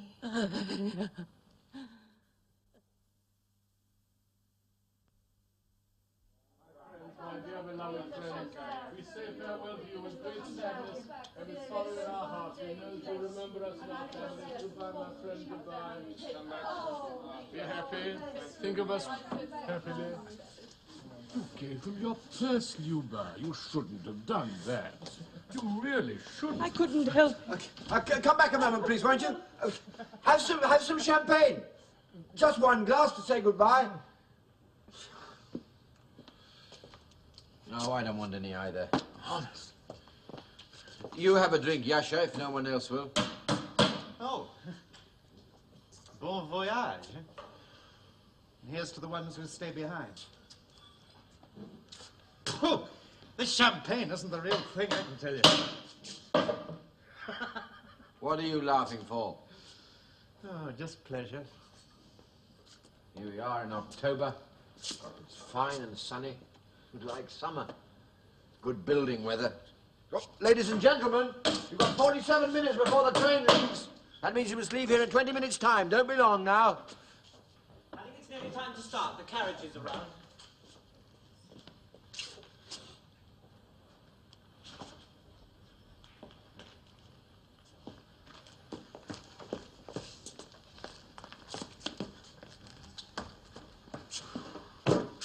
Think where the deuce my galoshes are. They've simply disappeared. Anya, my galoshes aren't here. I can't find them. Oh. Have a drink. Just a small one. No, you're off to Moscow, aren't you? Yes. I shall see them as far as the town, and tomorrow I shall go on to Moscow to the university. Well, I suppose the professors haven't finished their lectures yet. They're waiting for you to arrive. Think of a new one, can't you? That joke's as old as Methuselah. Oh, by the way, in case we don't see each other again, allow me to give you one piece of advice before I go. Don't flap your hands about. Get out of your habit of flapping. And another thing. All this talk about building villas, this certainty you have of summer residents turning into small freeholders, all that sort of thing is flapping too. All the same, I like you.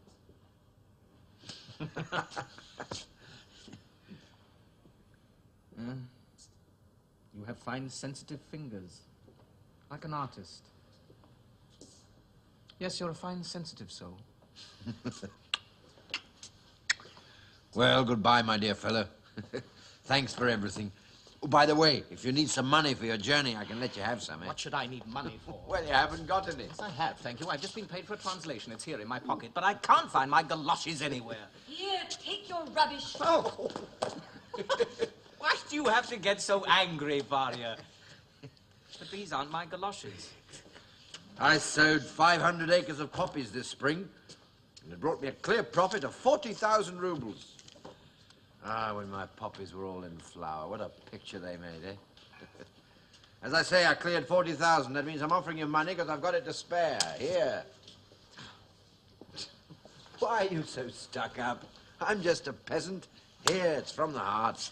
Your father was a peasant. Mine owned a chemist shop. That doesn't prove anything. No, thank you, I tell you. I don't want it. Even if you offered me 20,000, I wouldn't take it. I'm an independent person. What you admire and value, all of you, rich or poor, doesn't carry the slightest weight with me. It's like thistledown blowing in the wind. I can do without you. I can pass you by. I'm proud and strong. Humanity is advancing towards the highest truth, towards the greatest happiness that can exist on Earth. And I'm in the foremost ranks. Hey, will you ever get there? Yes.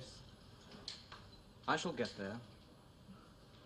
Or I shall show others the way. Well, goodbye, my dear fellow. Time to go now. We turn up our noses at one another. Meanwhile, life slips by. When I work hard with no time to rest, then my thoughts are clearer, and I too seem to understand why I'm alive. Mama says, will you please not cut down the cherry orchard while she's still here? Really? Haven't you got that much tact? Yes, of course. I'll see to it at once. What fools they are, really. Has Fierce been sent to hospital? Oh, yes, I told them this morning. He's gone by now, I expect. Epihodoff, please find out if they've taken Fierce to hospital. I said I told Diego this morning. What's the use of asking 10 times over? It is my final and considered opinion that old Fierce is beyond repair. He should be gathered to his forefathers. I can only envy him.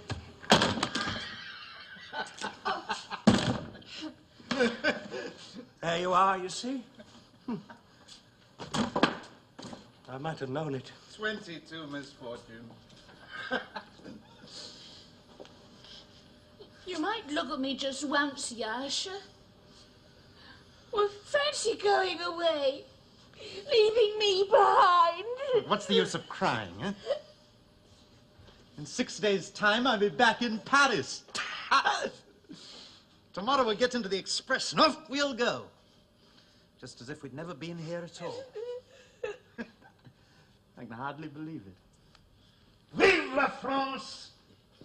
I can't stay here. It doesn't suit me. That's all there is to it. I've had enough of this simple life. I'm fed up with it. What are you crying for? Just behave yourself like a sensible, respectable girl, and there won't be any need to cry. Write me a letter from Paris. You see, I loved you, Yasha. I did love you so much. But I'm such a soft-hearted creature, Yasha. Somebody's coming.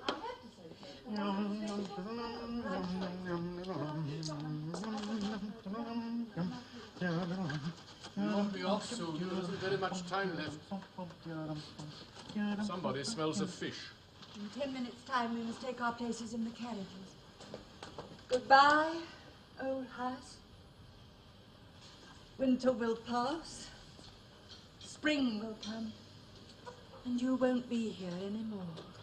I'm going to pull you down.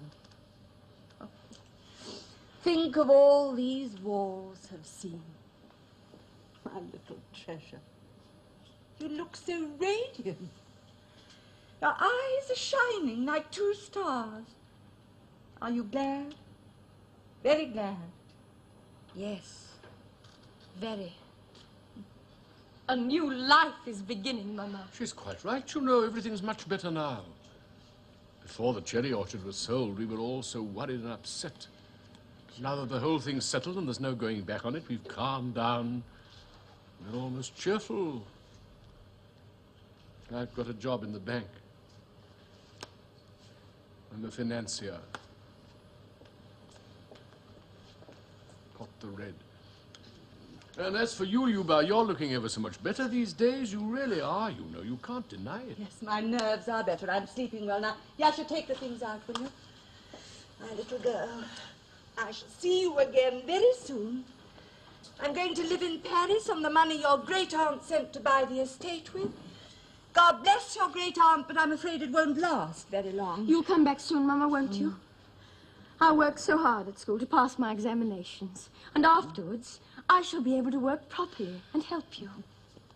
We'll read all sorts of books together, won't we, Mama?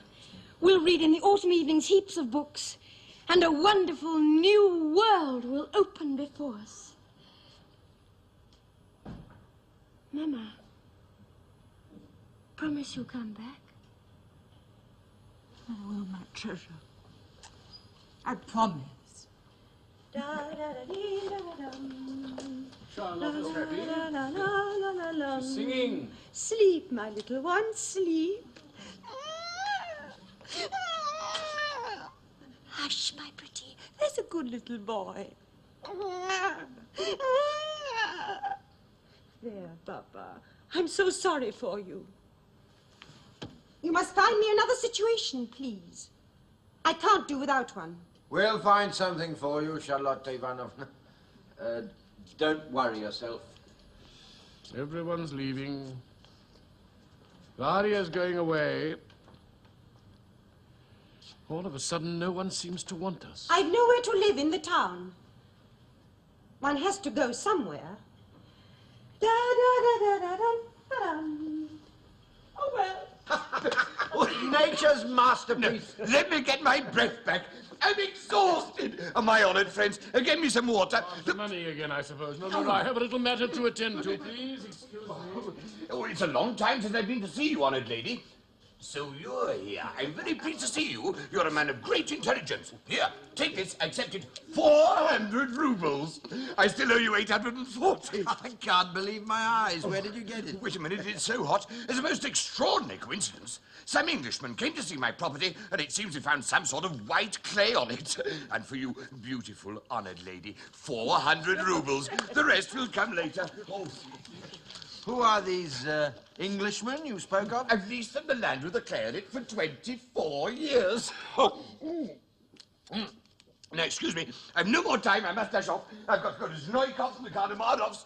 I owe everybody money. So I'll wish you all a good day, and I'll see you all again on Thursday. We're moving into town, Semyon Pishchik.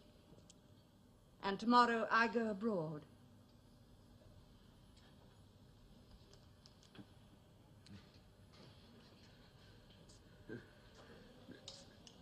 Going to town?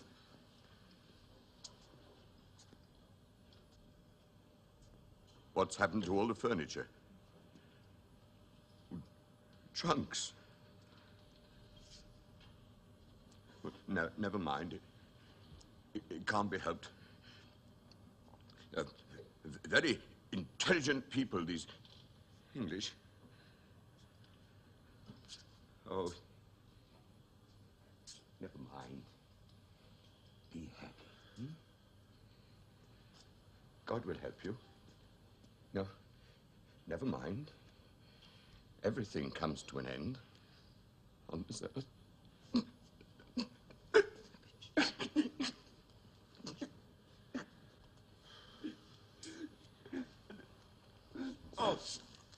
Oh.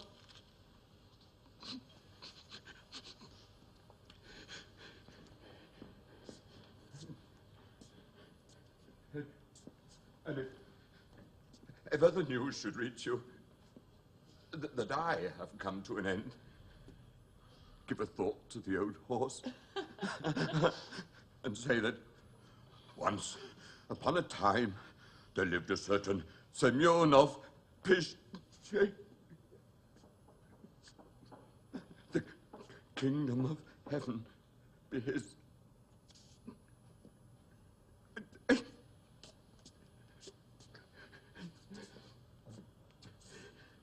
It's remarkable whether my daughter Dashenka sends a message. I can't.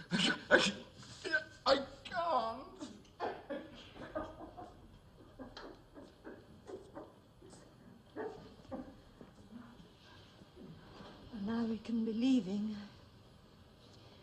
Still got one or two things on my mind. The first is poor old Fierce being taken ill. We've still 5 minutes left. Fierce has already been taken to hospital. Mama Yasha sent him off this morning. The other thing is Varia. She's always been used to getting up early and working so hard. Now she has nothing to do. She's like a fish out of water. She's so pale and thin. She keeps crying, poor dear.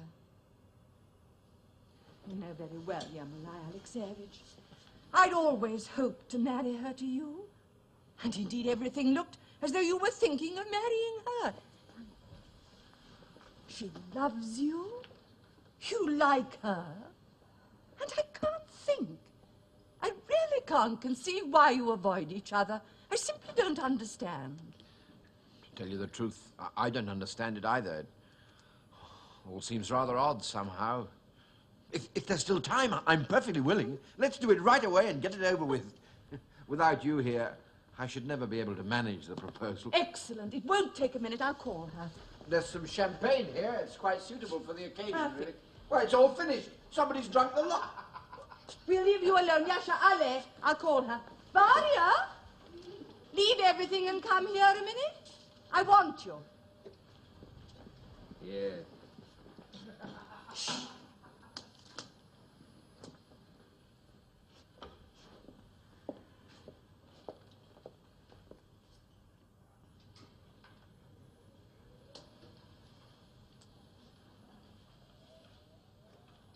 Funny, I can't find it anywhere.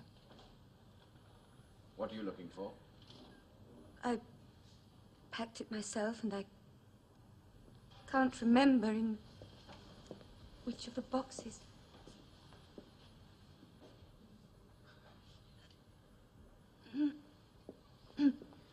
Where will you go now, Varvara Mikhailovna? I? To the Ragulins. I've arranged to look after things for them as a sort of housekeeper.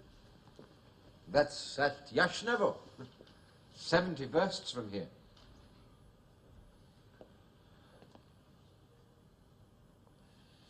Life has come to an end in this house.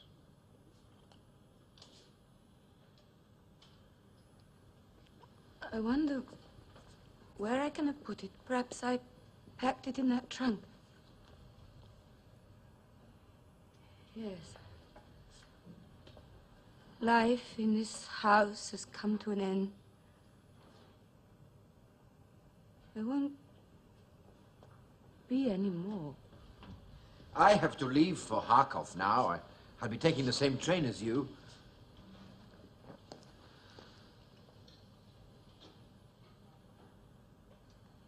I've work to do there. I'm leaving Epihodov to look after things here. I've taken him on. Have you?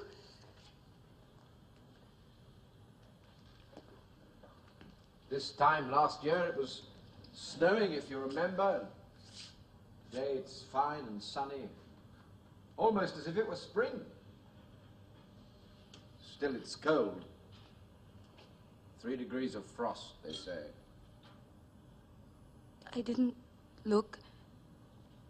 Besides, the thermometer's broken.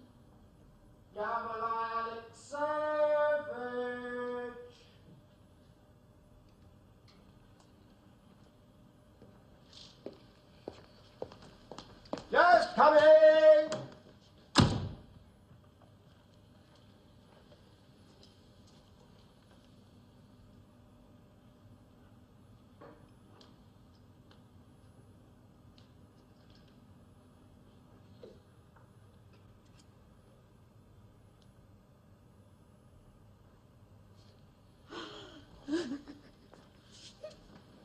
Well?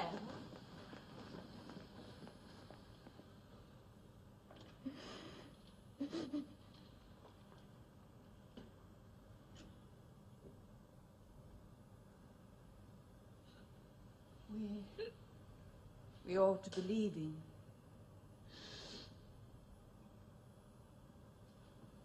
Yes. It's time. I'll just get to the Ragulins tonight. If the train isn't late.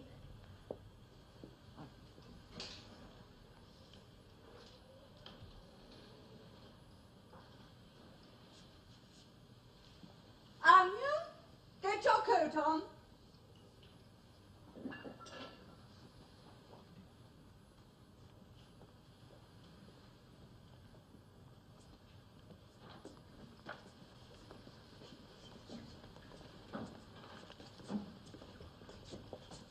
Now we can start on our journey.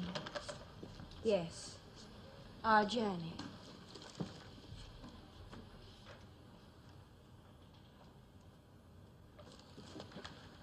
My friends, my dear beloved friends, now that I am leaving this house forever, can I keep silent? Can I refrain from expressing the emotions that fill my whole being at such a moment? Uncle, Uncle dear, what's the use? Double the white into the center.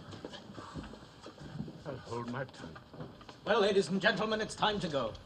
Take the hood off. My coat. I must sit here a moment longer. I feel I've never noticed these walls and this ceiling before. Now I look on them with such tenderness, such memories. I remember when I was 6 years old on Trinity Sunday, sitting at this very window, watching Father starting out for church. Has everything been taken out? Everything, I think. Now, Epi Hoodov, see that things are properly looked after here. That'll be all right, Yermolai Alexeyevich. What's the matter with your voice? I was just having a glass of water. I swallowed something. Idiots. Everybody's leaving. Not a soul will be left. Until the spring. Hey! What's the matter with you? I didn't mean. Into the carriage. Ladies first. We must be off now. The train will be in direction. Etya, here are your galoshes. What filthy, dirty old things they are. Come on, ladies and gentlemen, let's go. Train, station, yes. Cross to the center. Double the white into the middle pocket. Come along, everyone. Everyone here? No one left in there? Oh, there's some things stacked away. I'd better just lock them up.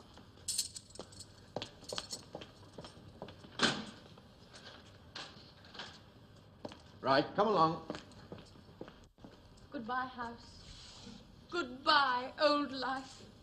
Welcome, new life.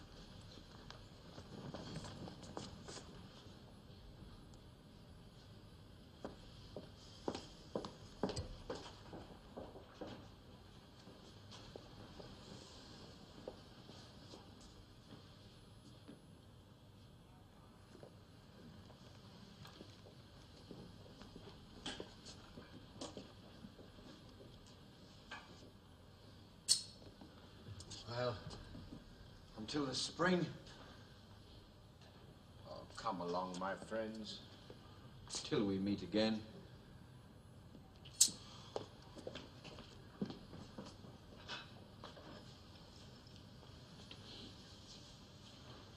Sister, dear sister. My orchard. My beloved, lovely orchard. My life, my youth, my happiness. Goodbye. Goodbye.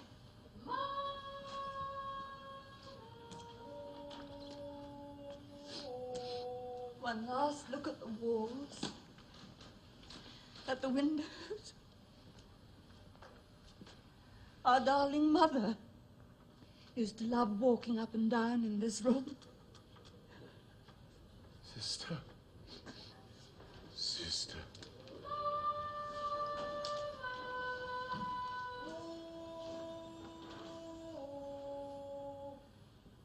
Coming!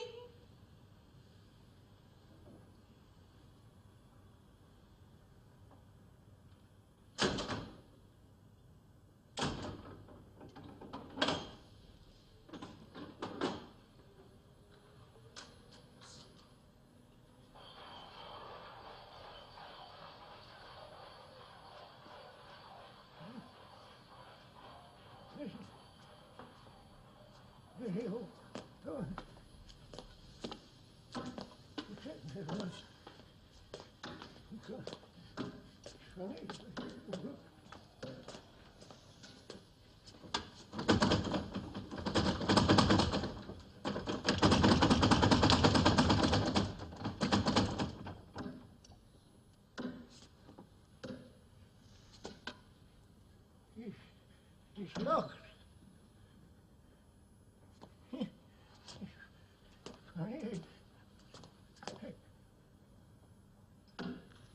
They've gone.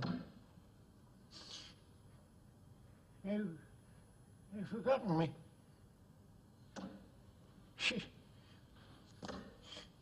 Well, never mind.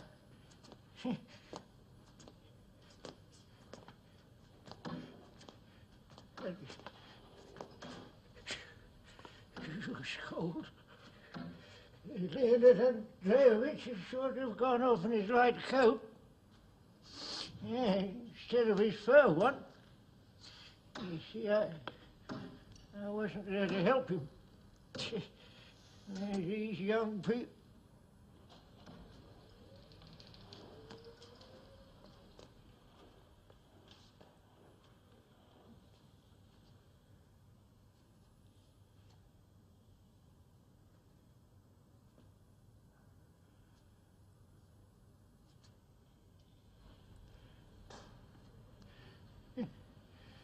Life has passed me by as though I'd never lived. I think I'll just lie down for a bit.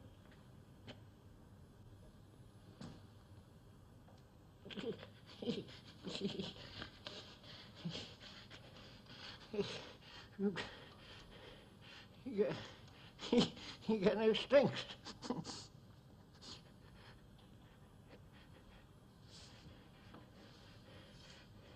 Nothing left.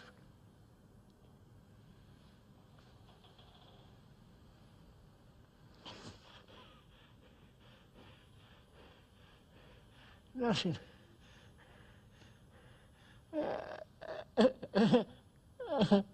You old muddle.